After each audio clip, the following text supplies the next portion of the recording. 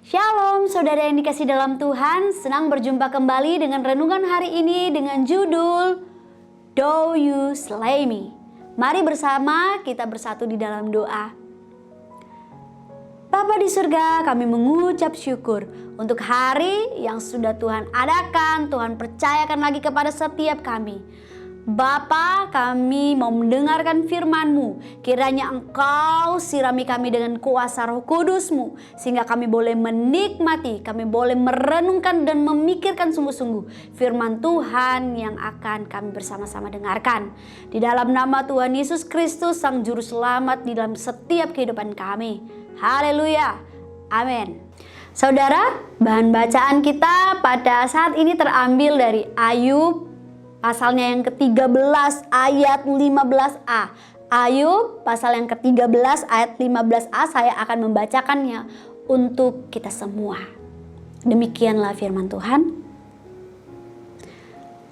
Lihatlah, ia hendak membunuh aku, tak ada harapan bagiku. Saudara yang dikasihi dalam Tuhan, di dalam terjemahan LAI Ayub 13 ayat 5a ini berbunyi, lihatlah, ia hendak membunuh aku, tak ada harapan bagiku. Tapi dalam bahasa aslinya bukan kata lihatlah, tetapi walaupun atau meskipun. Namun saya di sini menggunakan kata walaupun. Walaupun Tuhan akan membunuh aku akan tetap berharap kepadanya. Saudara, dari sini kita mungkin tidak biasa mendengar atau membaca dengan ide Tuhan akan membunuh kita. Tetapi ini memang bahasa yang Ayub gunakan. Fokus kita bukan pada bahasa Ayub Tuhan akan membunuh aku.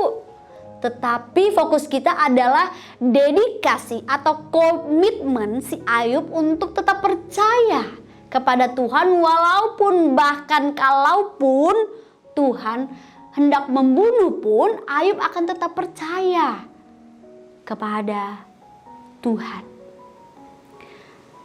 Di sini kita bisa melihat Ayub itu memiliki iman dan keyakinan bahwa Tuhan itu tidak selalu akan memikirkan apa yang baik buat Ayub.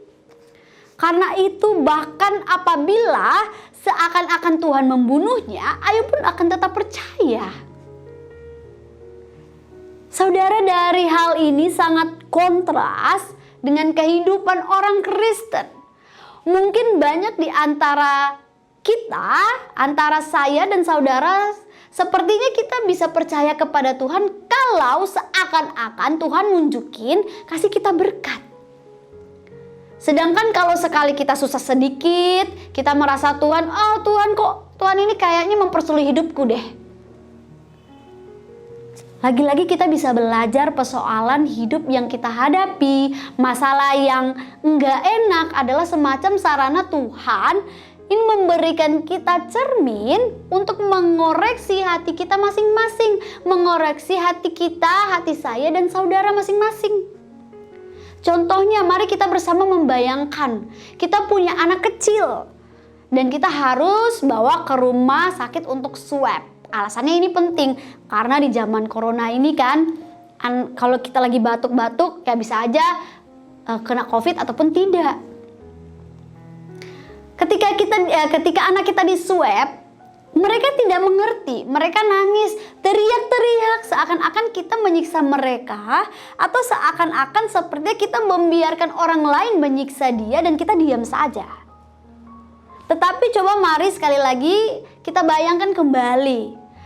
Seorang anak yang memiliki kepercayaan kepada orang tuanya yang begitu luar biasa sampai bahkan ketika dia disakiti pun, di swab pun anak itu tidak akan nangis dan tidak akan teriak-teriak. Mengapa?